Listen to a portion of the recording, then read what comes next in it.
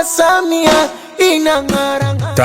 Tangazo. Mkurugenzi mtendaji halmashauri ya wilaya ya Kibaha Bi Regina Bieda kwa kushirikiana na Daniel Msafiri anawatangazia wananchi na wawekezaji mbalimbali kuwa viwanja vilivyopimwa vinapatikana katika maeneo yafuatayo: Vikuruti, kata ya Mlandizi; Ruvu kwa Dosa, kata ya Mtambani. Bei ya kiwanja ni shilingi 8,500 kwa mita moja ya mraba, yani square mita moja. Maeneo haya yameandaliwa kwa ajili ya makazi na uwekezaji, yakiwa na huduma muhimu zinazopatikana kama vile maji, umeme, barabara, shule, zahanati. Viwanja hivi vinapatikana katika eneo lenye fursa kubwa ya maendeleo, ambapo umbali wake ni takribani kilomita 3 tu kutoka barabara kuu ya Morogoro Mlandizi. Usikose fursa ya kumiliki kiwanja chako katika eneo lenye uhakika wa maendeleo na uwekezaji. Kwa maelezo zaidi, wasiliana na ofisi ya ardhi ya halmashauri ya wilaya ya Kibaha au piga simu namba